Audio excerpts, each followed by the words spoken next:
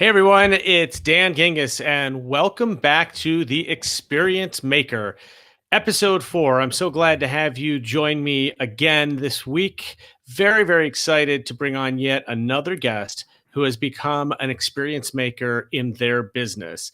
This is a good friend of mine who I've had the fortune of meeting several times at various social media conferences. Ryan Baker is the social media customer care manager at a company called Nutrisystem. And we're going to have him explain that to us in a minute. But obviously, social care is a topic that I am super passionate about, wrote a book about it called Winning at Social Customer Care. And Ryan has been a big supporter. So I'm really glad to have him on the show. Welcome, Ryan. Hey, thanks, Dan. Yeah, a huge supporter of yours. Love the book. Well, thank you. Why don't you tell us a little bit about yourself and also about Nutrisystem? Sure. So, Nutrisystem, we are a direct-to-consumer e-commerce marketing based organization. We were acquired by a company called Tivity Health last year in March of 2019, and Tivity Health brought stuff like silver sneakers and things like that. So it's been a very great partnership. At Nutrisystem, we love our customers, and we really are in the business of changing lives. And that's one of the great things about coming to work every day, is that we get to see all these stories of people that are, getting healthy and eating better and having a part in that. So we really love it. And so it makes it great to come to work every day, and it makes it interesting on social care as well. Well, first of all, as you know, I used to work at Humana, which was a partner of Silver Sneakers, so I actually know that very well. For those that don't, it's like an exercise program for seniors where they can go to different places in their community and get together. It's a social gathering, but it's also to do sort of senior approved exercise techniques, and it's pretty cool. So I got to go to a Yeah, it's couple of awesome. those. Yeah, it's really cool. I mean, especially it was great when we were acquired and we got to hear stories on the other side too, because Silver Sneakers has a ton of great stories too. Like the community is unreal. Yeah. So tell me a little bit about your job at Nutrisystem, and what does the social care manager's daily tasks entail? Sure. So we at the heart of Nutrisystem is our contact center. You have a lot of experience there. And so I started in our contact center, and I was front in line with the customer on the phone. And after a few years, I moved up to what is our social customer care team at the time, and we live under public relations. So a little interesting, customer care, social customer care teams we've talked about tend to fall into different areas at companies. It's kind of interesting to find out where they are. Sometimes it's a lot of times in marketing somewhere, but for us, it's public relations, and it's a good fit.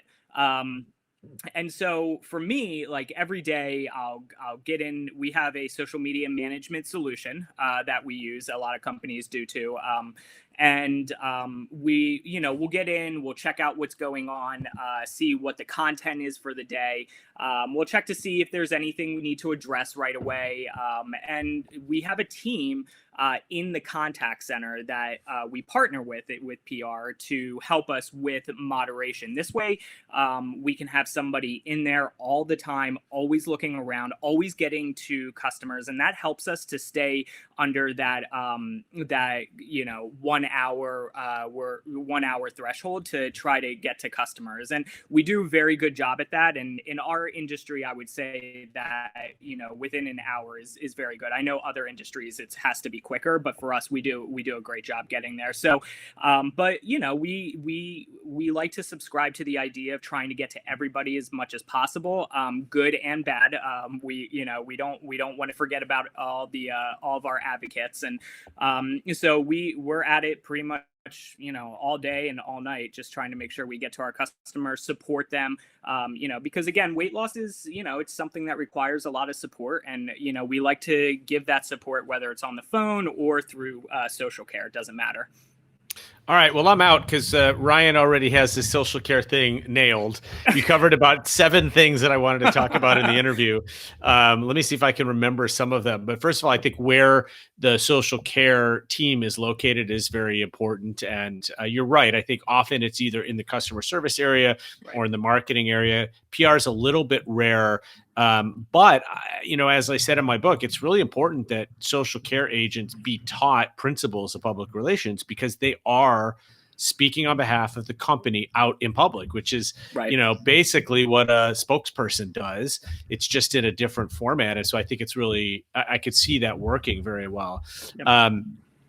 You hit on response time and totally agree that depending on your industry, the response time can be different, right? You're not an international airline that operates 24/7 across the globe. And so it's okay that you're not always on or that you're not responding in 2 minutes like some of the airlines are. And what I like to tell people is as long as you set the expectations with your customers, then it's okay to, whatever your Right. response time is, do the best you can, but set those expectations. The part I wanted to dig in a little bit deeper though with, and again, I experienced this in particular at Humana, a little bit at Discover as well, is that your product or your service uh, elicits a lot of emotions from people because Right. losing weight or trying to lose weight or going on a diet is a very emotional experience, a very Right. personal experience. And so I imagine, please correct me if I'm wrong, that sometimes you are dealing with very emotional posts.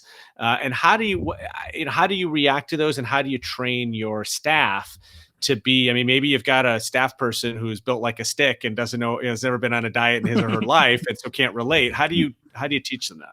Sure. So the first thing to know about the team that does social care for us that we partner with is that they handle a lot of areas of what you would call digital care. So they also do chats, they also do emails, review sites, and things like that. So they have a very digital presence, which definitely helps. So they see it from all over the place. And I designed I designed the program to really try to help them, understand social as its own channel. And yeah, I mean, weight loss is very emotional. It's very personal. A lot of when people come, when you're trying to lose weight, it's a lot of people. It's easy to give up.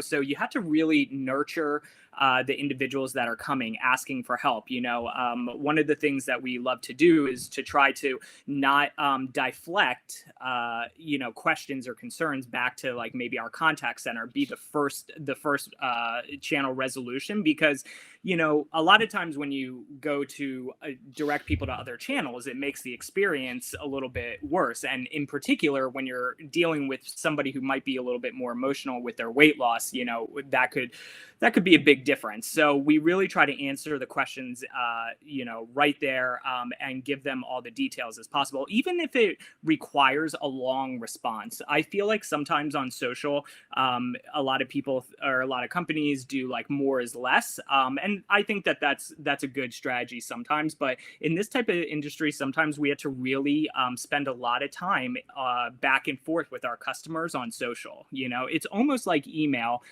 or chat, only it might take a little bit longer because people like go away and then come back, which can also be great because they can just pick up on their conversations again. Yeah, and I think that's why social, and in particular, as we're moving more to private messaging, why those are becoming so popular. And especially with private messaging, Yep.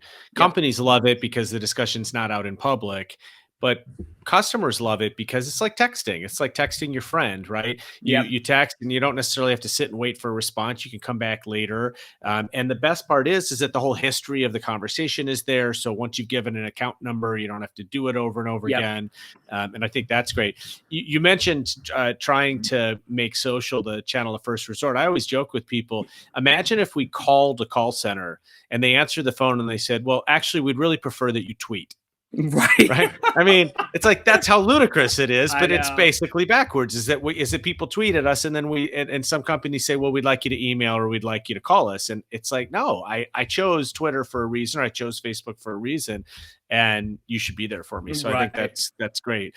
Um, how have you built buy-in within the rest of the organization? Because I know certainly when I led social care teams, sometimes that was a challenge that, you know, customer service as a whole is often incorrectly looked at as a cost center. And then this is just more cost. And especially if you now, wait, did you say you want to talk to people who are complimenting us? Well, that's more cost. So Right. how do you navigate the politics of that within the company? Sure. Well, I think one of the things that I did very quickly was built a system to be able to deliver a lot of information from our consumers that we were learning or talking about to other departments, which help them in turn do better things for our customers. And I think that builds a lot of buy-in because people see like, oh, that there's a lot of great areas of social that can help us actually improve the experience of our customer. It's not just about trying to convince somebody that social that customer service on social is a better avenue, because sometimes, I mean, social is very public. It can freak people out, and so you have to, I think that it's important to show like, social is not just a place where we have to play defense and worry about what people are saying. It's a valuable area that can provide the same amount of resource and data from the consumers there that other areas can. And so I mean, it's about, to me, just not just saying that it's all about just customer service on social, and that it's a place where we're going to have to like really watch everybody. How do you get value out of what you're doing and pass it to other people? And that's how I think that I've been able to build a lot of value and buy-in for our company. Well, it's great. And one of the terms that I'm starting to hear mentioned more often is social experience. Right. That it's sort of this merge of like, it's not just a customer service channel, it's not just a marketing channel, it's not just an engagement channel, but it's all of the above. And social is really becoming a bigger part of the experience overall for a lot of customers. And let's agree, it's a segment of the population. It's not Sure. everybody, but for those people. So have you thought about social in that way, that you're driving a portion of the experience that is social focused? Yeah, of course. I mean, because the thing that I think is really great about people in my position is that social touches almost every part of a company somehow. I mean, it touches customer experience, it touches ecom, there's so many different areas that it touches. And like, I really feel that like when somebody decides to go with us, and because we have an app for our consumer, and we have weight loss counseling for our consumer, and that you can call in for. But we are part of that experience in that we have little bits of all those areas, so we can help deliver that through social. And it doesn't, which a lot of people like to go to for us. I mean, it's definitely, we deal with a lot of volume, and so we get to contribute to that volume every day. So we're talking with Ryan Baker, who is the social media customer care manager for Nutrisystem. I appreciate everybody watching today, and I want to remind you that you can leave comments on your screen, and I'd be happy, if you have a question for Ryan, I'd be happy to ask him the question before the interview is done. So please include your comments, and we definitely appreciate the audience participation. Plus, Ryan, you never quite know what you're going to get, so you're going to have to be on your toes. Yeah. So tell me what you're excited about now as we look at, I mean, this social care thing is not new anymore. It was sort of newish when I wrote the book back in, early 2017, but here we are 3 years later. This isn't new anymore. So how do you stay excited, and kind of what do you think is the next frontier? Yeah, that's I was thinking about this a lot, because when I started, I started doing social customer care about 6 years ago, and we were all native then. I mean, and it wasn't, you weren't getting it as much on like Instagram and stuff like that even 6 years ago. And one of the things that I was thinking about yesterday is that I feel like a lot of companies have finally caught up. I mean, social used to be this thing that everybody seemed to like have a hard time getting, and then, companies have learned from a lot of different people, such as like Microsoft, and, because they had tons of Twitter that they had to deal with. And so companies are catching up now. And so it's another channel, but I don't feel like it's as feared as people used to make it. And a couple of things that I was thinking about that really excite me, especially when I'm listening to your podcast, is the little things that people get to do these days. It used to be, I feel like, a lot of surprise and delight, but now, for example, you're on one of your recent episodes, you talked about this idea how somebody had expected a couple of samples of deodorant from a company and they ended up getting full things, and those are the types of things that I love to see brands being able to do these days that I get excited about. And I also love the idea of the interest in messaging. It's such a big thing, and I wonder how how people are. They used to go very public a lot because messaging wasn't as big of a thing, but you can see, that people are personal and they want a personal experience, and messenger avenues are a great way to do that. So that's one of the bigger things I'm interested in as it's emerging.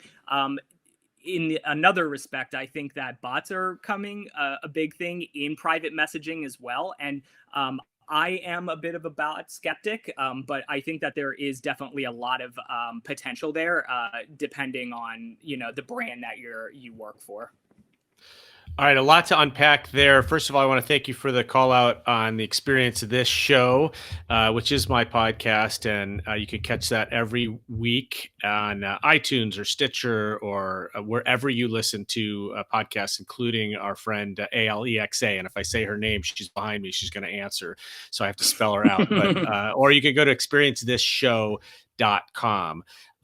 So you said a couple of things there that I think are really interesting. Let's talk about the messaging and then let's get into the bot question. So on the messaging piece, as we talked about before, there's some benefits to both the company and to the customer. I, for one, Twitter DM is now my first stop when I need customer service for 100%. anything. And when people ask me, as a consumer, what would you recommend to consumers to get the best result from companies? I tell them go to direct message because you have a social team who's generally going to be pretty good. You're respecting them by going private instead of public, Yep. and it's usually pretty fast channel as well. So how are you seeing the change, and are you seeing more people start off there? And then also, do you see any difference, to the extent that you can share? Do you see any difference in terms of the metrics, in terms of response time or resolution time or even satisfaction? Like, is it a channel that is just making everything easier? Yeah, I definitely have been seeing an uptick. I think that people are more willing to go to private message now that it is a bigger channel than they used to be. And I think a lot of people, like you said, I really like what you said about kind of the almost the respect factor of saying, hey, you know what, like, I love your brand, and there are certain times when things don't go totally right. I'm totally willing to have a conversation about this first, and I think that that's great. Like, that consumers are willing to let us be able to try to help them, instead of automatically just driving straight to public. And so because of that, I feel like I also feel like there's just there's just a little bit more emphasis on privacy these days. I mean, especially when you see things that have been happening in social and how are pivoting to private. That's why I think that we'll see private messaging even more so in the next couple of years, as a channel to do business with, whether it is customer service or just asking questions. Gotcha. So I just noticed we've got a lot of audience questions, and I want to get to them. Let's quickly cover off on bots. So I too am a bot skeptic. I think you know that about me. Tell me what your skepticism is around. I think that bots are really great to a certain point, but when I've interacted with them, I find that I've never, let me put it this way, I've never interacted with a bot that I haven't had to go to a human at some point. Now, that doesn't mean there's not really great bots out there. There totally are, and I've interacted with some really, really cool ones. But sometimes they just can't get to the finish line, and so I think that they're really great to a point, and sometimes you might not need to get to that question and you're good. But those are the types of things I worry about. Yeah, I agree. I find that they're good for things that you could otherwise Google. When I Right. was at Yeah. McDonald's, it was like if someone asks for how many calories are in a Big Mac, we can have a bot answer that. Yep. But as soon as they want to tell us about their specific situation at their specific restaurant, it gets really, really complicated. Quickly, my belief is that where bots are going to help the most is they're going to help agents be better agents. They're not Yep. going to help consumers as much. I always imagine the call center agent with Watson sitting right next to them, the answer to every question ever. The Jeopardy Yep. champ, right? And then all the agent now has to do is interact with the customer. And I think that's where the sweet spot is. So a couple questions. I'm going to get to these. So first of all, Mike Egan says, love you, Ryan. So hopefully, Mike. Mike, I thank do. you for checking in. And we have a question from Winnie who says, where do you think social customer care is going in the next 5 years? Wow. Well, I think that it's going to continue to build on being personal.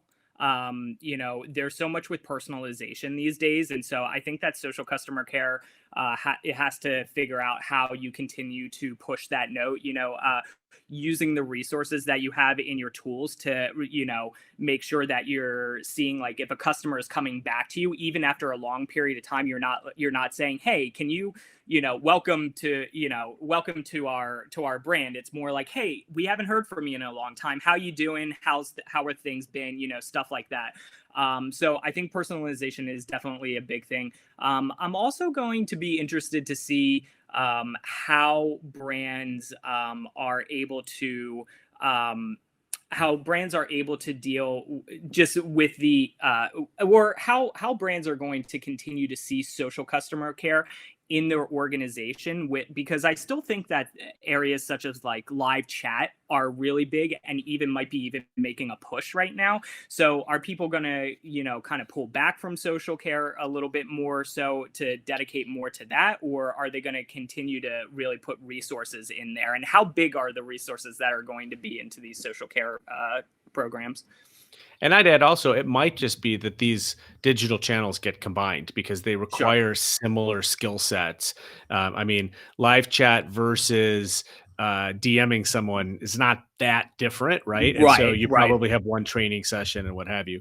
All right, my boy Seth, who I've only known since I was about 8 years old or so.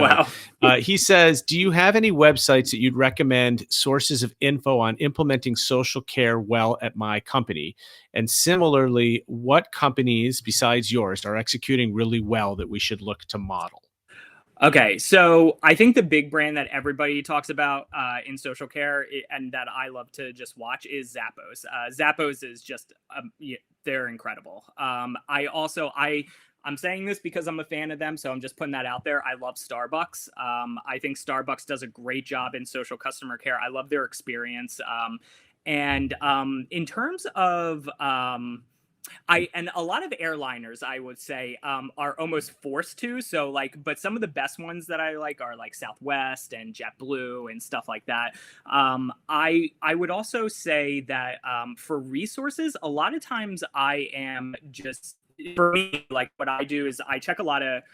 It's interesting, actually. When I went to social media marketing world for the first time, there was actually a social care, a customer service track, and that was really great at the time. But eventually, there's not a track there now. But sometimes, like when I go to these conferences, I pull out information to use in customer care from other areas of just social media. And so, like, in terms of resources, there's a lot of great books out there. There's one right behind Dan, but That one? Yeah, that one. But I also pull from things like Social Media Today and areas like that. By the way, that was my track, the customer service track that we ran for a couple of years, and I appreciate your support on that. Hey, folks, we are going to go a couple minutes later today, only because we started a couple minutes late. We had some technical difficulties, but they are now fixed. So I'm going to keep going with the audience questions because they're coming in. So Austin wants to know, what is your favorite social channel, your favorite social channel to interact with customers on? Oh man, I have grown really fond of Instagram, to be honest. So because a lot of Instagram is very, I kind of feel like new in the customer care area. There's not, it wasn't a heavy channel for us, at least in the beginning, and I just feel like it's not a heavy channel for customer care in general. So it's very interesting to have people come to us, ask questions, because like you'll see like a really beautiful photo, and then there's a question about like our program on there, you know? And so, all the while we get to have, I feel like Instagram is a little bit more kind of fun than some of the other channels. And so we get to like use emojis better there and things like that. So Instagram's definitely high on my list. Yeah, that's interesting that it might be growing as a channel there, because certainly when I was in the business, it was not one in which we got a lot of service interactions. We would get lots of interactions and engagement, but I think that's cool. And then finally, your friend Mike says, any social listening tips when it comes to premium or luxury products? Oh man.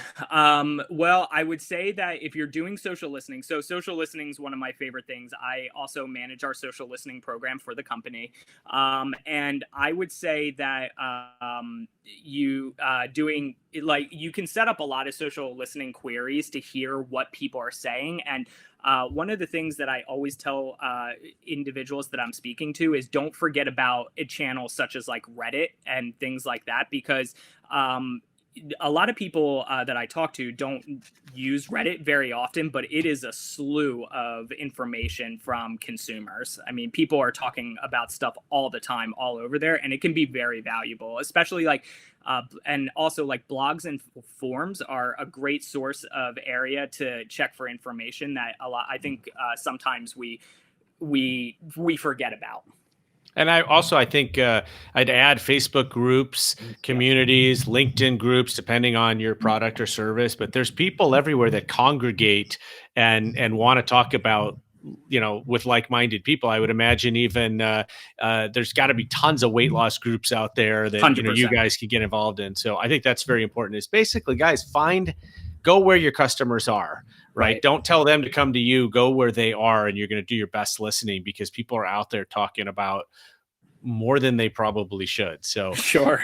So Ryan Baker, thank you so much for joining us. Ryan is the social media customer care manager at Nutrisystem. You can find him, of course, on LinkedIn, but if you happen to be scrolling through Twitter, he is at Baker's Dozen 19, and make sure that you do not include the E in dozen. It's DOZN 19, and he's a great follow. I follow him and enjoy interacting with him. And believe it or not, he's very responsive as well. Which, I am. So he practices what he preaches. Yeah. But thank you so much, Ryan, for being on. I really appreciate it. And we'll see you next week on the Experience Maker show every Thursday at 4:00 Eastern. I'm Dan Gingiss.